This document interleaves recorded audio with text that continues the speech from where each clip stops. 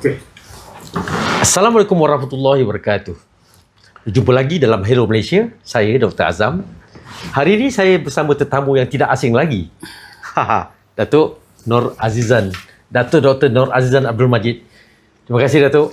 Sama. Ni siapa datang rumah siapa, saya pun dah tak tahu. Terima kasih dah berkunjung ke pejabat saya. Terima kasih. Okey. Kita bertemu lagi setelah PRN Negeri Sembilan. Sebenarnya sebelum ini kita bersama juga di dalam ruangan yang sama ketika itu selepas PRN Johor tu Tapi sekarang kita berada di sini dan selepas PRN Negeri Sembilan. Alhamdulillah tu nampaknya segala dah selesai. Agak terlambat sikit kita bertemu tapi masing-masing sibuk. Okay. Yang saya ingat saya dekat Negeri Sembilan, kita berjanji banyak kali, Datuk Utara Selatan saya dekat sebelah sini tak berjumpa, tapi yang penting kerja jalan Betul. Okey, bersama saya adalah Datuk Nur Azizan. Tok, hari ni saya nak tanya tu rumusan macam biasa. Sebelum kita pergi ke Melaka, kita pergi tempat lain, kita nak cerita pasal PRN Negeri Sembilan. Macam biasa, kita beruntung kali ni kerana kita dapat dua perbezaan tu di antara keputusan di PRN Johor dan juga di PRN Negeri Sembilan. Datuk boleh bagi sedikit kesimpulan secara meluas kesamaan dan juga perbezaan yang ada. Silakan Datuk. Baik, Assalamualaikum warahmatullahi wabarakatuh. Para netizen yang saya muliakan. Kalau kita tengok bila kita menang di Johor dengan 48-8, kemudian kita masuk ke gelanggang di Negeri Sembilan, ramai orang mengatakan bahawa Negeri Sembilan lain Padang, lain Belalang. Tapi saya berdasarkan data-data demografi yang ada, saya tak melihat itu adalah Padang yang berlainan kerana faktor demografi, isu, sentimen itu hampir sama sebenarnya apa yang berlaku di Negeri Sembilan dengan apa yang berlaku di Johor. Kalau kita tengok dalam keputusan yang berlaku di Negeri Sembilan, walaupun kita mendapat 18 kursi dan juga PAS dan Wawasan mendapat 7, jadi 25 kesemuanya, ramai yang mengeluh bahawa kita short satu kursi je. UMNO short satu kursi untuk mendapat majoriti mudah untuk membentuk kerajaan secara solo. Tetapi saya yakin bahawa Allah mempunyai aturan dan susunannya yang tersendiri. Mengapa dijadikan satu kursi yang short tu? Jadi tak apa, itu kita bedah pada sesi yang lain lah. Tetapi ada hikmah kenapa kita tak dapat satu kursi, dan hikmah yang paling besar ialah persefahaman yang diatur dengan cara yang lebih tersusun di Negeri Sembilan, menyaksikan PAS dan Wawasan mendapat kursi 7 dicampur dengan kita ada 25. Sebaik saja kita menang, apa yang kita nampak, serangan yang dikenakan kepada Barisan Nasional dan juga PAS dan Wawasan PN, kita nampak serangan itu sangat bertubi-tubi. Seolah-olah kemenangan itu adalah satu kekalahan yang besar dalam erti kata yang sebenarnya. Tetapi Alhamdulillah di kem Barisan Nasional dan juga di kem PN, PAS dan Wawasan, mereka keep cool, mengekalkan ketenangan, kerana kita tahu tidak semudah itu untuk kita menyelesaikan banyak masalah yang diwarisi. Kita tak nak menyalahkan sesiapa, tetapi ada banyak perkara yang perlu diurus dengan baik di Negeri Sembilan. Jadi dari segi nak menyusun siapa Menteri Besar, nak menyusun siapa Exco, perlu ditangani dengan cara yang terbaik, kerana kita pun amat faham dan maklum apa yang berlaku sebenarnya di Negeri Sembilan. Tetapi Alhamdulillah Menteri Besar berjaya dilantik, walaupun ada orang tak puas hati kenapa Datuk Zaid sebagai orang luar mencampuri. Yang ni saya tak faham, kerana memanglah jadi tugas sebagai ketua parti, Datuk Zaid lah yang akan dipanggil untuk dititah untuk menghadap, untuk mendapatkan pandangan siapakah orang yang nak dilantik sebagai Menteri Besar, nama diserahkan kepada baginda tuanku. Itu adalah proses yang biasa, yang normal, tetapi digambarkan seolah-olah ada keretakan. Ada pula dia menuduh PN nak minta jawatan timbalan Menteri Besar, sengaja mengocakkan. Jadi tetapi di camp BN dan PN tetap kekal cool, tenang, kita hadapi semua persoalan ini dengan baik. Persoalan nak menyusun exco, akhirnya 10 exco setelah beberapa hari 10 exco berjaya disusun, dan sekarang ini Yang Berhormat Menteri Besar dalam proses untuk mengenal pasti calon yang mewakili daripada kaum India yang mereka tak menang satu kursi pun, tapi sedang diusahakan untuk melantik seorang wakil kaum India yang bertaraf exco. Jadi kita ada representasi yang orang kata apa, yang sekata dalam kerajaan negeri. Jadi ini adalah satu perkara yang amat cantik, dan kita serahkan kembali urusan pentadbiran kepada kerajaan baru yang dibentuk, dan kita minta mereka meneruskan amanah dan tanggungjawab dengan baik untuk melaksanakan tanggungjawab mereka. Okey tu, tapi satu yang saya nampak ya, gelombang biru itu telah melanda daripada Johor ke Negeri Sembilan. Dan ada dua perkara yang tadi daripada apa yang Datuk explain tadi, ialah kita dapat melihat bagaimana Barisan Nasional managing success. Dia cool, compose dan relax. Sebenarnya saya pelik tu yang datang daripada pihak lawan tu untuk mengocar-kacirkan jawab keadaan di sana tu dengan cerita-cerita macam-macam lah, dengan nak membabitkan raja dan sebagainya. Tapi saya tengok kita kompos. Dan ini tidak datang sahaja daripada pihak lawan. Yang dalam ni pun, contohnya lah agak-agak lah, calon dia tak jadi, dia membakar. Tapi saya tengok, alhamdulillah Datuk Zahid sebagai Presiden cool. Cuma Datuk, saya nak melihat, saya nak cerita tentang gelombang. Gelombang biru tu satu. Tapi kita tidak boleh menafikan dan tidak boleh kalau kita tak komen tentang Cena dan Linggi. So itu the two giant killer. Dan saya nak Datuk komen titik tentang gelombang Tionghoa terhadap Barisan Nasional, dan bagaimana keadaan ini boleh dibawa ke Melaka sedikit lah. Agak-agak Datuk. Baik, kalau kita tengoklah di Cenah dan di Linggi ni, dari peringkat awal lagi sebelum penamaan calon pun, data-data sentimen yang diukur sudah pun menunjukkan bahawa Tok Min akan tewas di kerusi Dun Linggi, dan Anthony Loke akan tewas di Cenah. Kerana kita yang ini yang banyak orang tak faham. Kita hari ini fluidity, keanjalan politik yang berlaku pada hari ini tak cukup dengan kita menganalisa data-data historical, data-data SPR, data-data pilihan raya. Tetapi yang lebih banyak mempengaruhi hari ini ialah kecenderungan pengundi pada satu-satu masa tu. Kalau saya tertarik sebelum saya ulas Cenah dengan Linggi ni, saya tertarik dengan apa yang disebut oleh Tan Sri Anwar Musa yang mengatakan kalau diukur kejayaan Barisan Nasional pada pilihan raya Dun berbanding dengan pilihan raya umum di negeri Melaka contohnya, sudah pastilah kalau dia ukur secara linear, secara aritmetik, simple matematik, sebenarnya pengaruh BN sudah pun menurun di Melaka, dan mereka dan BN sepatutnya bertanding tak lebih 5 kursi.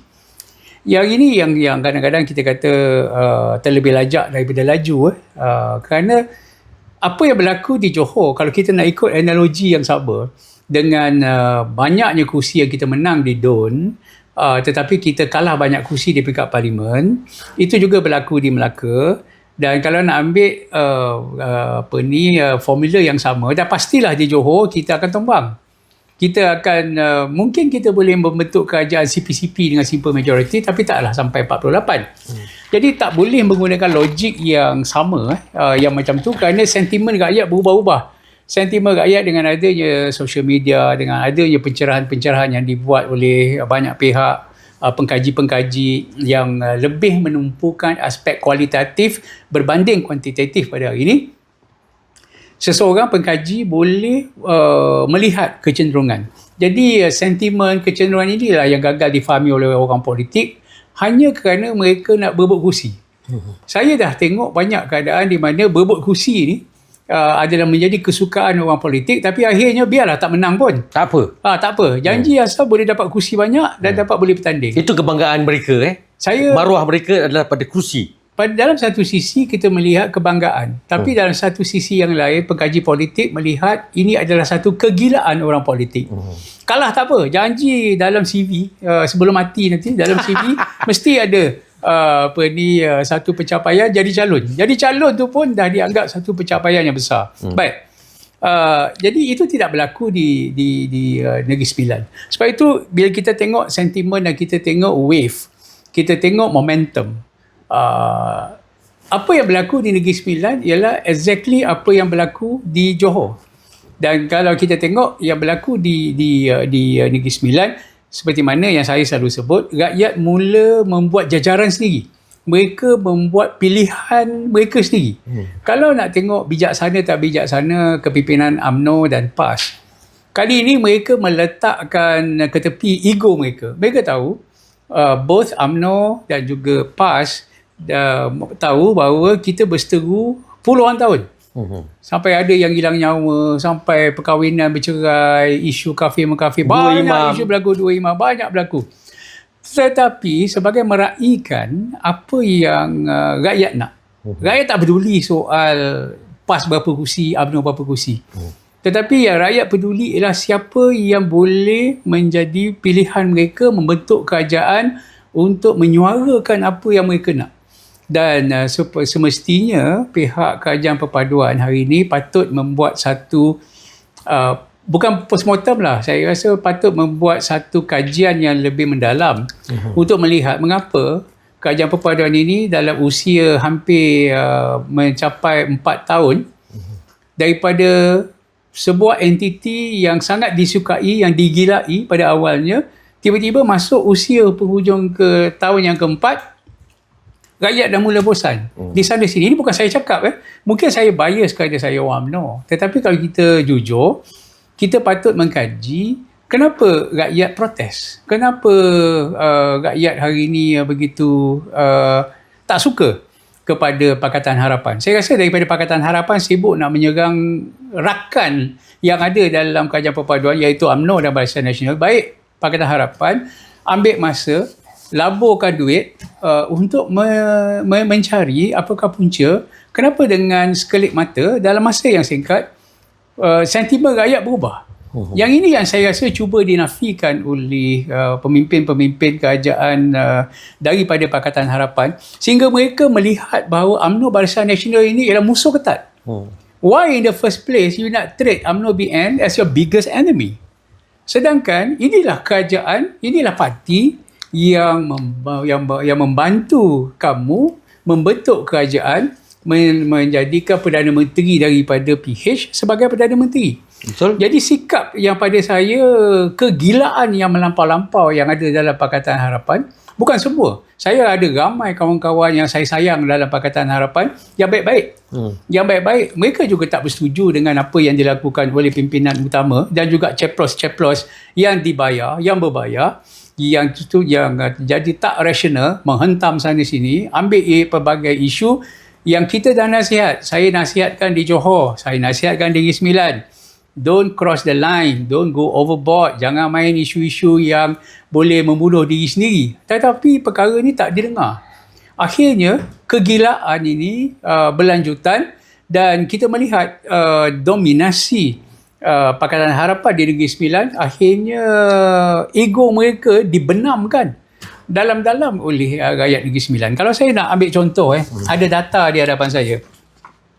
Kalau kita tengok ada 5 kawasan yang BN menang dengan majoriti yang tipis. Di Juaseh pada 2023, kawasan Tok Mail, Menteri Besar. Di Juaseh majoriti 2023 78. Hari ini 4,091. Di Don Kota majoriti 135. Hari ini 7,693. Seri Menanti, kawasan Ustaz Sufian, dia sahabat saya, dia menang dengan 370 2023. Hari ini menang dengan 4,323. Walaupun di Seri Menanti tu hujan rahmat turun hampir setiap hari di Seri Menanti. Rezeki yang mencurah-curah. Kerana banyaklah nikmat-nikmat yang bertaburan di sana sini. Kerana dia jumlah pengundi dia sikit je. Tapi masih lagi majoriti lebih. Tetapi 10 kali ganda tu. 370 naik kepada 4,323. Tahniahlah Ustaz Sufian. Kemudian di Sungai Loi. Sungai Loi pun sama. Majoriti 535 pada 2023 naik mencanak kepada 8,466 pada 2026. Palong sama juga. Saya menggempur Palong kerana Palong ni banyak isu sensitif. Sungai Loi, Felda ni semua saya dah cakap. Jangan bawa isu yang menyakitkan hati orang Felda. Tak mau dengar. Sombong masuk dalam Felda. Cerita ini UMNO itu bobrok, penyamun, penyakau, hutang Felda. Bawa isu-isu yang saya kata jangan bawa isu ni kerana orang Felda tahu apa cerita sebenar perumahan generasi Felda. Mereka tahu apa cerita sebenar. Akhirnya di Sungai Loi di Palong 564 majoriti naik 13,702. Tinggi betul lah. You tell me what's going on. Sebenarnya Datuk, kalau kita melihat daripada angka-angka yang Datuk sebut tadi, saya juga rasa berlaku adil juga ketika 2023, orang Melayu ketika itu tidak berapa setuju dengan AMDAP minta maaf lah. Ini yang saya dapat ketika saya turun. Dan kali ini nampaknya lah mesej yang nak disampaikan di Johor, di Negeri Sembilan dan insyaAllah di Melaka, bahawa kerjasama di antara Barisan Nasional dan PN itulah the tactical maneuver yang diilhamkan oleh Datuk Presiden. Datuk rasa bahawa apakah ini satu perkembangan baru dalam pola politik dan dinamika politik negara, Datuk? Boleh komen sikit? Saya rasa ini bukan satu perkara yang susah nak dijangka. Kerana dulu, macam saya selalu sebut, parti-parti politik mereka yang buat keputusan untuk membuat jajaran, membuat coalition, membuat pilihan. Jadi mereka tak suka dengan A, mereka membuat gabungan, mereka hentam, mereka bergaduh, mereka berkelahi. Tetapi akhirnya rakyat boleh menilai dengan rasional tentang prestasi. Macam PH kata, pilihlah melalui prestasi, pilihlah melalui track record dan sebagainya. Ya, rakyat menjawab. Rakyat tahu for the fact that apa yang mereka lalu hari ini, mereka tak peduli apa yang berlaku di pusat. Soal you nak bawa isu Felda, you nak bawa isu ini, you nak bawa isu macam-macam, you bawa isu 1MDB di Johor, you cakap sakau. Rakyat tak peduli. Ini adalah pilihan raya negeri. Rakyat bertanya, apa nak jadi kepada mereka? Rumah generasi Felda, rumah untuk generasi muda, kos sara hidup macam mana, apa yang nak dibangunkan di Negeri Sembilan. Negeri Sembilan begitu hampir dengan Lembah Kelang. Mereka banyak bekerja di Lembah Kelang. Mereka tak expect akan ada KLCC di Negeri Sembilan ataupun buat satu lagi Seremban Tower, menara telekomunikasi di Negeri Sembilan. Mereka tahu mereka tak perlukan itu, tetapi mereka juga perlukan pembangunan. Inilah yang gagal dijawab. Akhirnya rakyat kata, kamu ceritalah pasal pelaburan beratus bilion, kamu ceritalah kebaikan apa yang dibuat di pusat, SARA, STR dan sebagainya, tetapi messaging yang nak dijawab kepada orang-orang yang duduk di Juasih, di Seri Menanti, di Gemencih, di Tampin, basic kos sara hidup, peluang kerja, macam mana nak membangunkan lagi kawasan-kawasan lokal ni, apa yang boleh dilakukan. Jadi pada saya, ini pun saya dah nasihat kepada kawan-kawan dalam kajian perpaduan daripada awal lagi. You kena pandai main naratif dan apa yang diperlukan oleh orang lokal. Bukan you bawa aspirasi dan kemarahan dan kebencian PH kepada BN UMNO ni. Saya cakap terus terang di sini, kalau kita lihat kempen di Johor dan di Negeri Sembilan, dapat kita rasakan satu vibes betapa benci, betapa jijiknya pandangan Pakatan Harapan kepada kami orang daripada UMNO dan BN. Sebab itu 48 jam yang terakhir kita tengok, wah beria sangat nak bawa tentang isu RCI. Kami dari awal-awal dah cakap, nak main isu RCI akan pasti backfire. Kerana boleh tuduh, boleh tuduh, boleh buat. Saya baca 252 pages laporan RCI. Nanti kita akan bedah sikit tentang RCI ni.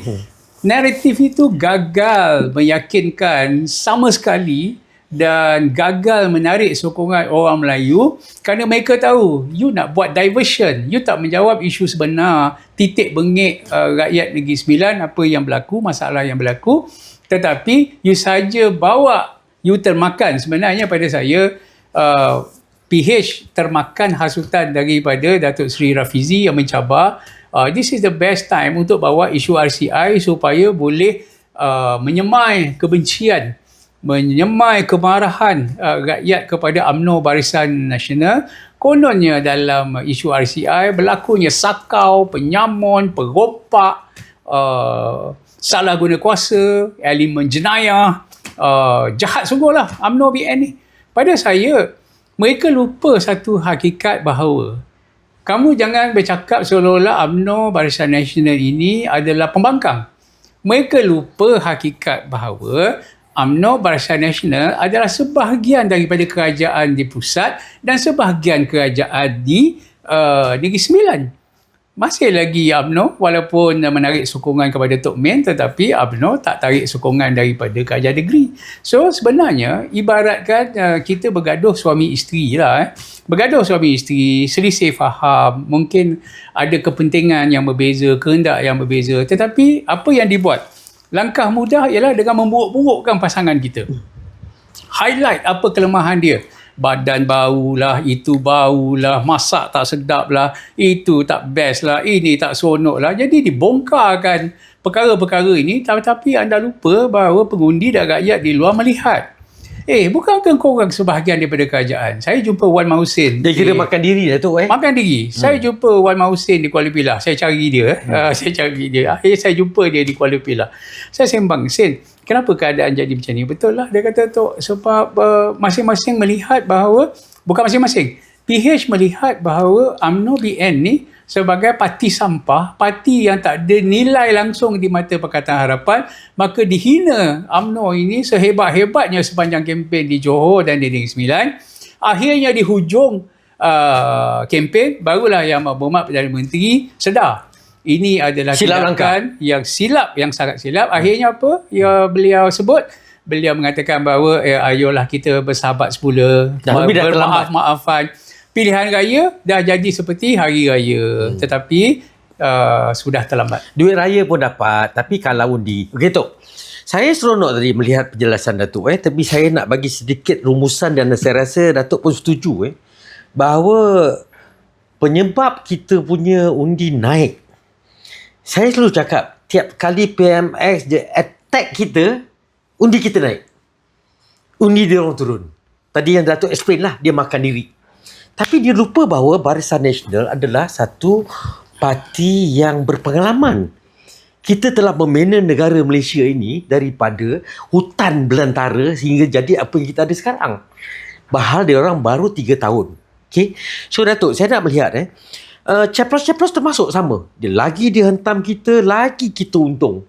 So saya rasa mereka tak serik dan saya harap mereka berterusanlah untuk di Melaka, berterusanlah di mana-mana, berterusanlah sehingga ke PRU 16, insya-Allah kita dapat sama. Tok, kalau kita melihat tu, isu-isu RCI ni salah satu di antara isu yang mereka mainkan. Sebenarnya pada mereka timing yang paling baik. Walhal RCI ni dah dikeluarkan tahun 2023 tak silap. 3 tahun dia perap. Konon-kononnya ini dia punya bombshell lah. Dia letupkan jadi semua. Tapi bila dah dilepaskan, dah dinyah klasifikasikan, dilihat bahawa isunya sebenarnya salah takbir, salah ulus. Tak ada pun nama-nama besar yang sakau. Tok, cuba Datuk explain, Tok. Saya ni tak faham, Tok. Saya doktor, Tok. Saya faham kalau orang nak bersalin ada eclampsia apa semua. RCI ni Datuk cerita, Tok. Yang saya faham, dia ada 2 fasa, Tok. Kalau saya betulkanlah.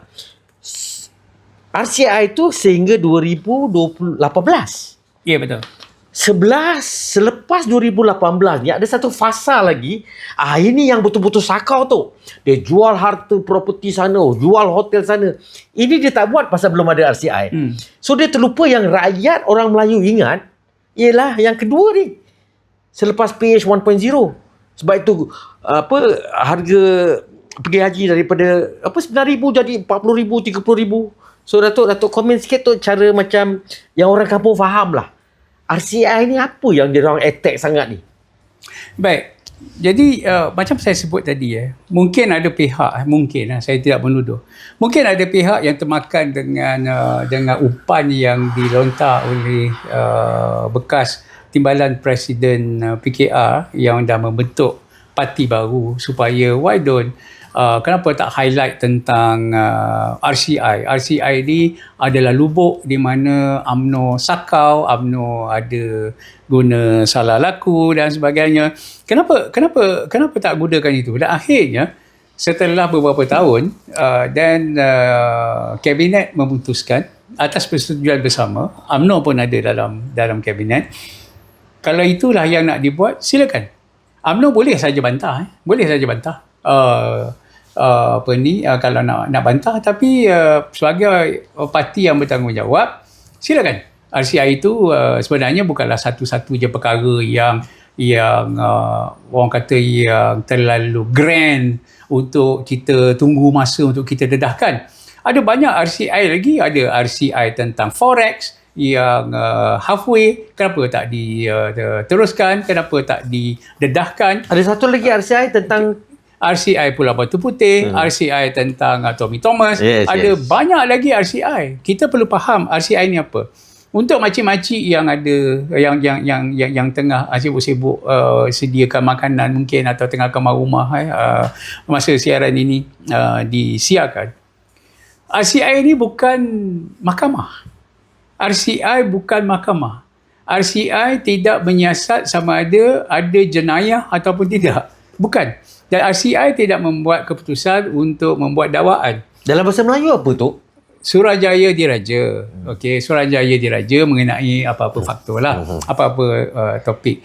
Tetapi RCI mengkaji apakah ada berlaku elemen-elemen salah guna kuasa atau mengkaji tentang akar sebab kenapa sesuatu isu itu berlaku dan kemudian mereka membuat pandangan, mereka membuat teguran, mereka membuat syur dan kalau ada lanjutan daripada findings laporan daripada siasatan, kalau ada perkara-perkara yang perlu siasatan lanjut pihak berkuasa seperti SPRM, polis, LHDN dan sebagainya, maka lakukanlah siasatan lanjut. Jadi perlu dibuktikan sama ada betul atau tidak penyakau, betul atau tidak perompak, betul atau tidak penjamun, betul atau tidak berlaku seperti apa yang disebut-sebut salah guna kuasa, jenayah dan sebagainya.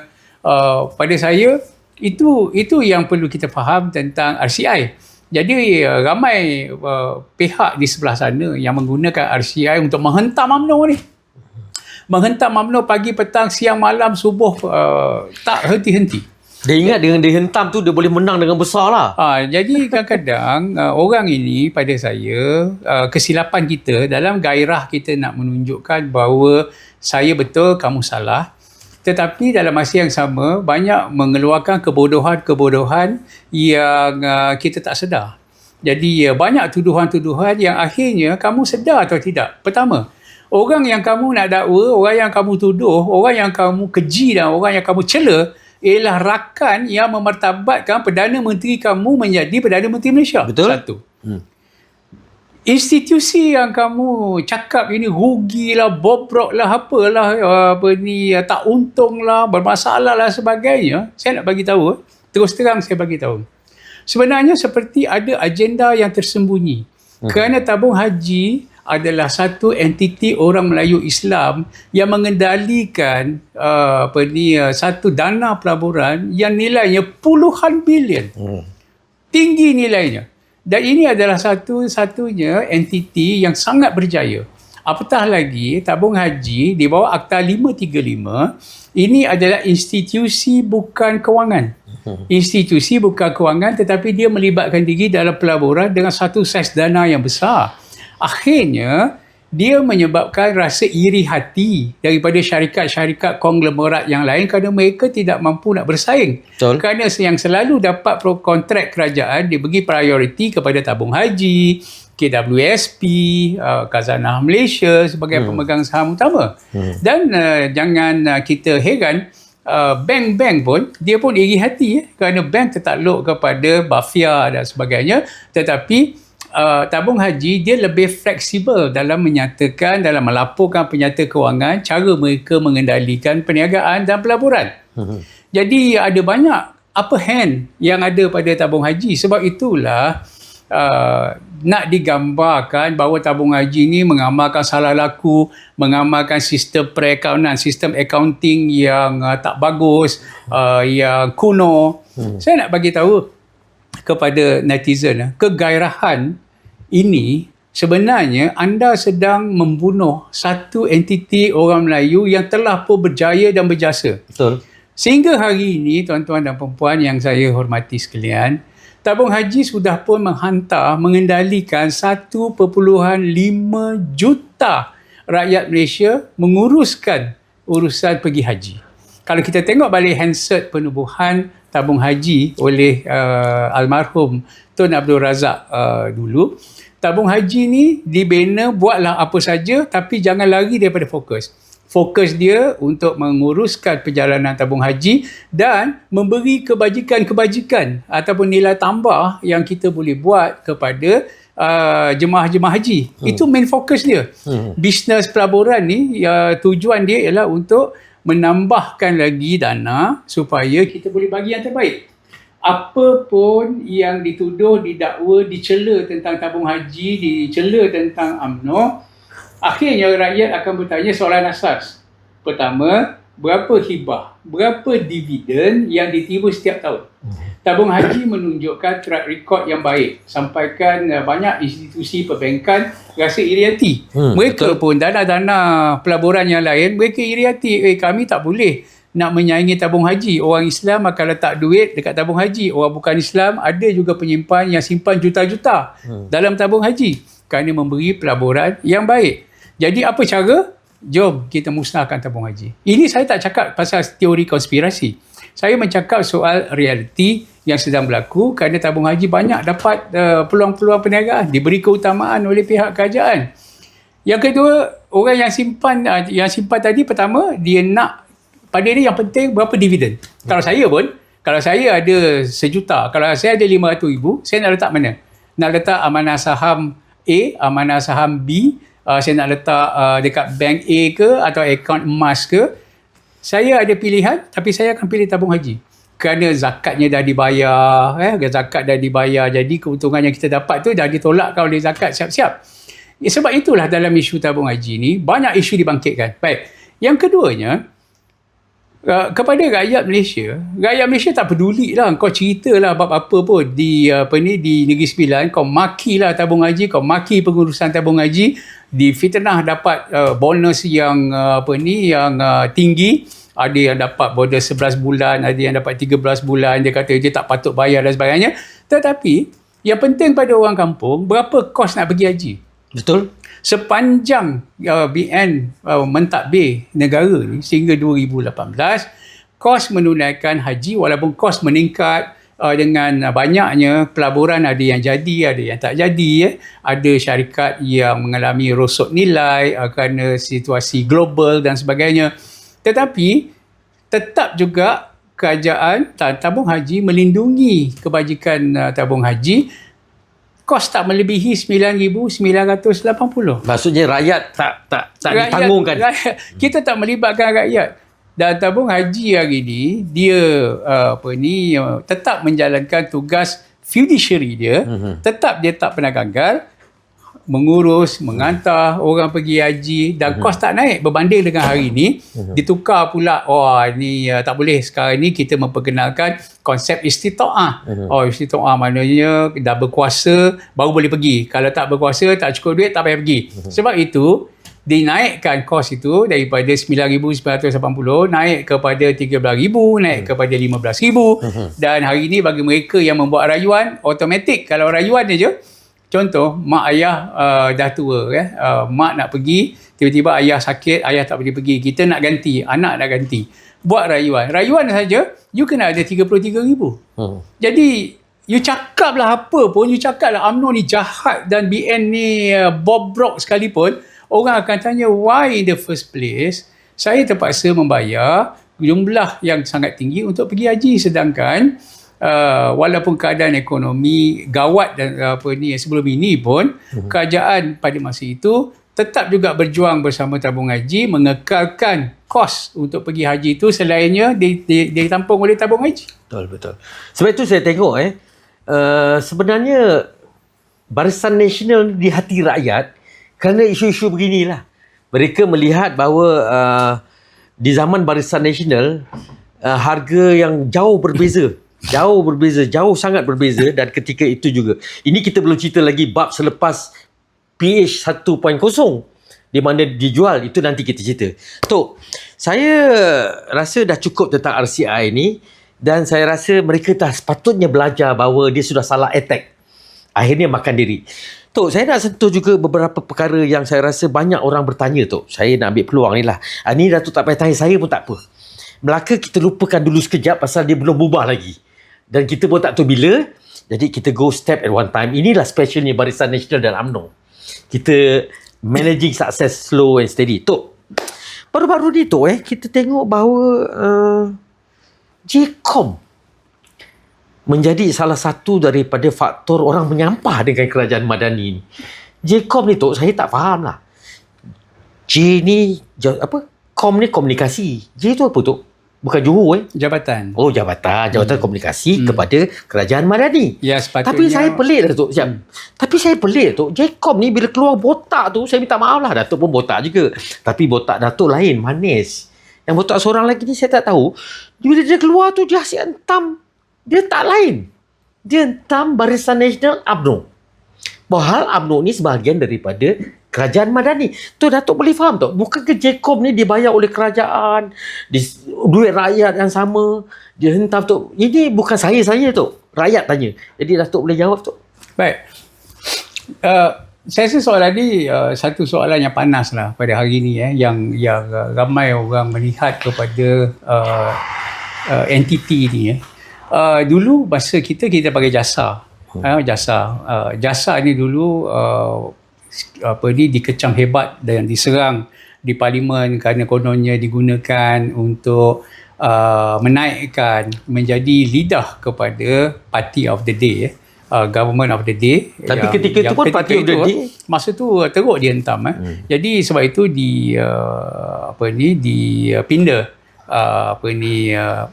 governance untuk JCOM dan jadikan dia lebih terhad, lebih baik lah sepatutnya. Tetapi apa yang dia buat, berbangga dengan apa reform yang dia buat, followers dia berapa banyak. Datuk Seri Anwar Ibrahim pun masih struggle untuk melaksanakan reform kerana dalam kerajaan yang bukan didominasi ataupun leader dia itu bukan dia dapat majority, tetapi apa yang berlaku ialah kita membentuk kerajaan bersama. Yang Berhormat Perdana Menteri sendiri pun kadang-kadang berhati-hati, tapi kadang-kadang terlepas juga. Cakap ini kan pula seorang ketua pengarah yang menjadikan dirinya, meletakkan dirinya sama dengan ceplos-ceplos yang lain sebagai saitro. Pada saya nak nasihat lah, saya sebagai citizen of Malaysia, kita jaga kemuliaan jawatan sebagai ketua pengarah, kerana kita macam kami daripada Sekretariat Media Perpaduan, walaupun kita bertempur di state, di negeri, tetapi kami juga menjaga sensitiviti supaya kestabilan kerajaan perpaduan ini tidak terjejas. Jadi kita tidak menyerang dasar-dasar kerajaan dan sebagainya. Jadi pada saya yang paling penting sekali ialah apa yang kita kena buat. Jangan terkeliru. Ini setiap kali pilihan raya dia memainkan peranan yang pada saya sangat agresif dan membuat komen-komen yang sangat agresif. Yang ini saya rasa Menteri Komunikasi Datuk Seri Fahmi Fadil kena tengok perkara ni, kerana rakyat memerhati. Jangan besok nanti satu hari bila kajian ini jatuh, ada satu siasatan atau satu tribunal nanti akan dituntut untuk dilancarkan bagi menyiasat pada saya salah guna kuasa, salah guna aset kerajaan untuk menyerang. Saya bercakap kerana apa? Saya berhak kerana UMNO Barisan Nasional sebahagian daripada kerajaan. Betul. Jadi Kita ingat saling mengingati lah. kita ingat mengingati dan kita tegur menegur. Kami pun tak sunyi daripada melakukan kesilapan. Tetapi saya tak pegang jawatan sebagai ketua pengarah. Saya tak pegang jawatan sebagai penjawat awam. Tetapi bila kita pegang jawatan sebagai penjawat awam, kita tak boleh menunjukkan kita ini terlalu partisan, memihak kepada satu pihak sehingga kan kawan dalam kajian perpaduan apa kau langgar. Jadi pada saya ini patut kita tengok balik, dan rakyat Malaysia kena minta balik kepada Menteri Komunikasi dan juga kepada Yang Amat Berhormat Perdana Menteri untuk melihat perkara ini. Why in the first place menggunakan agensi untuk menyerang sahabat-sahabat yang sedang menaikkan kita? Dan satu lagi saya tengok dia menggunakan tu sebagai satu cabang PKR tau, dalam untuk menaikkan promosi pemimpin mereka. Padahal saya tak pasti sama ada dia ahli parti siapa. Pada saya tak kisah. You nak jadi ahli parti mana sekalipun, to me it doesn't matter at all. Tetapi bila kamu pegang jawatan sebagai ketua pengarah, kita kena bawa diri kita sebagai ketua pengarah. Kena mencerminkan kemuliaan, integriti, nama baik perkhidmatan awam. Saya rasa bukan sahaja Yang Amat Berhormat Perdana Menteri, bukan sahaja Menteri Komunikasi, Ketua Setiausaha Negara juga perlu menegur apa yang berlaku sekarang. Jangan dilihat terlalu berpolitik, sedangkan rakyat perlu difahami kenapa kos sara hidup ni tak menurun-urun, kenapa dia meningkat. Kalau tak meningkat dengan tinggi, dia meningkat secara perlahan. Apa perkara yang kerajaan dah buat, berapa banyak perkara baik yang kerajaan dah buat, apa dasar-dasar yang kita buat untuk mewujudkan kestabilan bagi menarik lebih banyak pelabur, mencipta lebih banyak peluang pekerjaan. Kerajaan dah buat meningkatkan gaji dan meningkatkan taraf hidup. Itu yang patut kita explain kepada rakyat. Bukan kita menjadi lidah parti untuk bertarung dengan orang biasa, dengan ahli-ahli parti lain. Betul. Jadi pada saya ini bukan saya mengkritik, tidak. Kita sebagai sahabat, kita sebagai ingat mengingati kawan, lah. kita ingat mengingati betapa bahayanya permainan seperti ini. Kami boleh bercakap sebab saya podcast. Saya podcast parti politik. Kita portal. Tetapi kalau saya penjawat awam, saya tak boleh cakap macam tu. Betul. Saya tak boleh cakap macam mana saya bercakap hari ini. Saya tak boleh menulis seperti mana saya menulis hari ini. Jadi pada saya, masa belum terlambat. Jangan kita terlajak sangat, kita menyimpang. Balik kepada fungsi asal. Kerajaan Madani tidak memerlukan liability untuk kehadapan. Dengan berbaki masa setahun lebih ni, Kerajaan Madani saya rasa tak mampu untuk menerima liability baru. Jadilah kita, kalau saya masuk dalam pasukan kerajaan pun, saya kena pastikan bahawa kita minimizekan damage sebanyak yang mungkin kepada kerajaan. Malah kita cari cara lain macam mana kita nak memujuk, menabat hati rakyat. Bukannya kata-kata kita itu boleh menimbulkan kebencian antara parti, dan saya rasa this is very counterproductive, very uncalled for, dan saya rasa tidak profesional. Terima kasih Datuk. Saya suka betul. Kerana sebelum ni banyak soalan-soalan yang saya terima tentang JCOM, dan hari ini dah terang. Okey Tok. Kita tidak boleh kalau saya tak sentuh sebelum saya nak mengakhiri. Ini soalan terakhir lah, tapi saya bagi peluang untuk Datuk Nur Azizan untuk ceritalah. Agak sensitif sikit tu. PKR. Macam-macam akhir-akhir ni berlaku kepada PKR. Saya kadang-kadang kesian Datuk PMX kita ni. Baru-baru ni tak semena-mena isu tentang peruntukan daripada MP PKR sendiri melenting. Dia cakap ini bukan kerajaan, ni bukan milik Perdana Menteri lah, bukan budget whatever lah. Tapi yang saya nak halusi slogan tu ialah ini bukan bapa engkau punya negara lah, engkau boleh buat. Tu apa sebenarnya yang berlaku tu? Dia kata dia tak dapat peruntukan. Kenapa lepas tu PMX kata peruntukan itu kepada rakyat, bukan untuk MP dan sebagainya. Datuk boleh bagi pencerahan sikit tu? Okey. Baik, sebelumnya saya nak minta maaf sebab saya tidak berniat untuk mencampuri urusan parti lain. Oh, okey. Okey, itu hak mereka. Tetapi sebagai parti yang dalam kerajaan perpaduan, apa yang kita nampak ialah segala-galanya tentang PKR dipusatkan dan dibebankan kepada Bahu Yang Amat Berhormat Perdana Menteri sebagai Presiden parti dan juga sebagai ketua kepada kerajaan ini.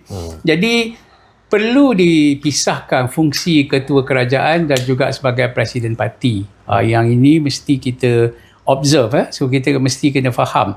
Dalam keadaan menjadi ketua kerajaan, Yang Amat Berhormat Perdana Menteri sangat terbeban. Saya yakin hari ini, esok Yang Amat Berhormat Perdana Menteri dikabarkan cuti sakit 2 hari.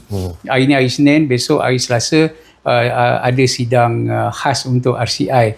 Jadi saya dah cakap dengan kawan-kawan dalam kerajaan perpaduan, kenapa perlu kita bebankan Yang Amat Berhormat Perdana Menteri seorang? Dialah jurucakap semua kementerian, dialah yang menjadi sasaran, dialah menjadi kecaman. Kenapa kita tak nak melindungi kawan-kawan Perdana Menteri kita? Kenapa dibiarkan Perdana Menteri menjadi center of gravity, diserang, yang lain semua menikus duduk di belakang? Di mana panglima-panglima, di mana orang-orang lain yang sepatutnya menjadi shield, menjadi perisai kepada parti? Dan apa yang berlaku apabila bekas timbalan presiden letak jawatan, keluar daripada parti dan menubuhkan parti baru, ini menambah lagi kerumitan. Dan baru-baru ini timbalan presiden yang mengalahkan bekas timbalan presiden itu, hari ini pun dia boleh letak jawatan. Kan, bagilah alasan cuti sakit ke, cuti belajar ke, apa ke, kepada ahli masyarakat, it doesn't really matter. You meninggalkan medan perjuangan dalam keadaan yang sangat kritikal. You tak kelihatan di Johor, baru nampak di Negeri Sembilan, kemudian letak jawatan. Dan pada saya ini semua menambahkan beban. Jadi pada saya lah, kawan-kawan kita yang ada dalam PKR, pada saya mungkin lebih baik cari jalan bagaimana mengukuhkan sistem organisasi parti. Parti PKR ni dia sangat terbuka. Semua orang boleh bercakap, semua orang boleh menyuarakan pandangan, pendapat. Ini adalah seperti apa yang kita katakan the true freedom lah. Tapi dalam organisasi Malaysia tetap Malaysia, ada identiti Malaysia, ada identiti negara bangsa je. Kalau tidak dikawal kebebasan, dan inilah yang terjadi, akhirnya menyukarkan posisi Yang Amat Berhormat Perdana Menteri untuk mengekalkan kestabilan tu. Bayangkan DAP nak buat keputusan 16 hari bulan, sama ada nak keluar daripada kabinet atau nak keluar daripada kerajaan perpaduan atau nak keluar daripada mana, saya pun tak tahu. Itu sukati dia orang. Tetapi dalam masa yang sama menyerang UMNO dan Barisan Nasional macam kita ni musuh ketat yang terlupa bahawa hari di mana kita menerima rombongan daripada Pakatan Harapan datang ke Seri Pacific, datang ke Menara Dato' On untuk kita raikan pembentukan kerajaan perpaduan, tiba-tiba kita lupa pada saat dan detik itu. Entah kenapa, hasutan setan mana, iblis mana, tiba-tiba kita nampak, wah, ini semalam yes kita kawan, hari ini kita lawan. Pada saya, this is political ego yang akan membunuh kerajaan yang ada pada hari ini. Yang itu yang dilihat oleh rakyat. Rakyat kata, kenapa saya harus percaya kepada coalition ini? Kerana tengoklah, kamu yang duduk dalam kerajaan perpaduan ni, kamu tembak sana sini, kamu tendang, terajang, pijak sana, pijak sini. Pada saya, kalau saya rakyat Malaysia, oh, this is scary. Sepatutnya duduk bersama, berbincang. Dia kena settle masalah dalaman dulu. Kena belajar, bukan ikut cara kita. Nak ikut cara kita, you buatlah parti you sendiri. Kalau dalam UMNO dulu, dia dominan, dia menang banyak kursi, dia ruling party, dia buatlah suka hati dia sampai rakyat akhirnya bosan, rakyat buat keputusan, terajang UMNO keluar. Tetapi dalam kerajaan yang masing-masing ni tak ada majoriti, maka strategi itu perlu diubah. Dan yang paling hebat sekarang ni ialah UMNO, Barisan Nasional dan juga PAS dan juga Wawasan. Mereka berjaya menghidu peluang Dan akhirnya mereka mengenepikan ego, jom kita berpakat.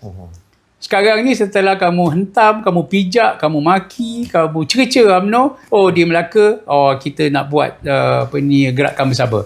Saya tidak mencampuri keputusan Yang Amat Berhormat Presiden Parti dan Ahli Majlis Kerja Tertinggi di Melaka. Terpulang, what would be the best formation?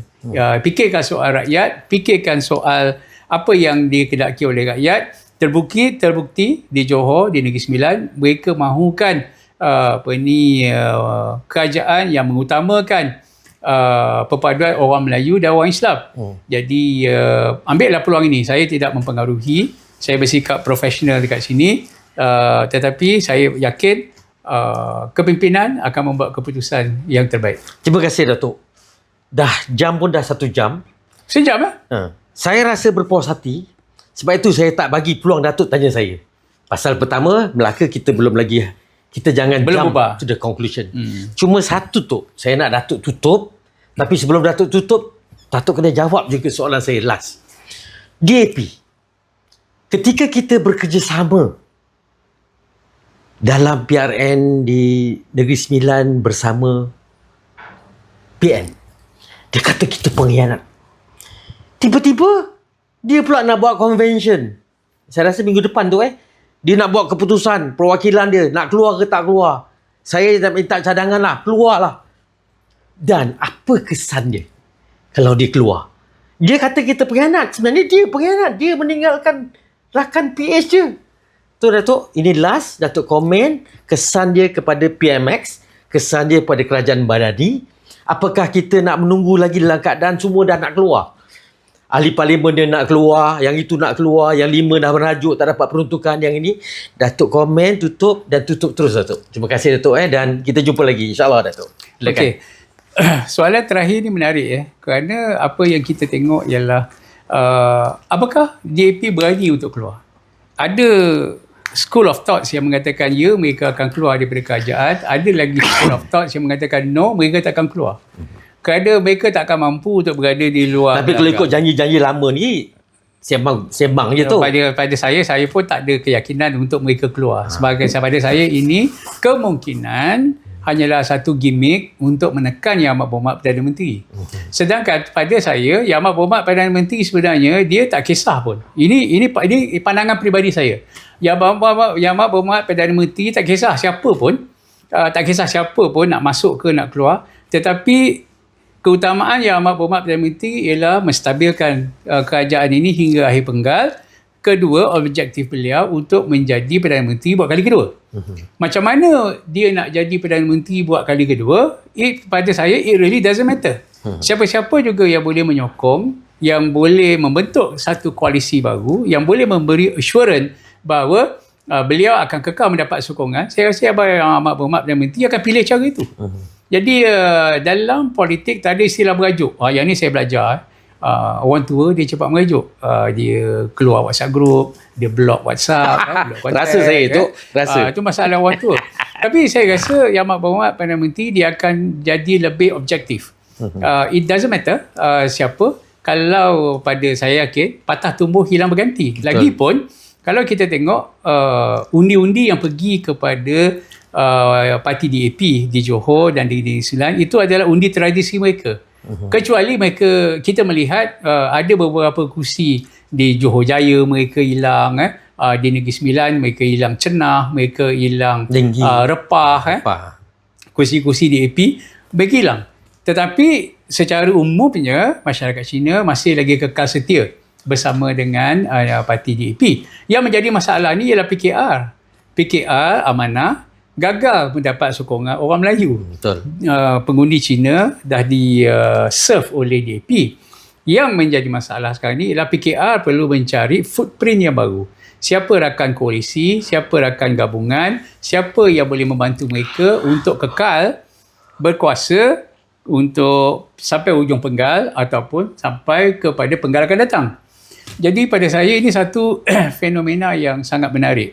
Jadi kalau fenomena seperti ini berlaku, jadi saya ingin mengingatkan kawan-kawan, Yang Amat Berhormat Perdana Menteri pun cakap, jaga silaturahim, jaga ukhuwah, Pilihan raya is pilihan raya, tetapi jangan meneruskan sifat antagonis bersengketa nak jadi something, angkuh.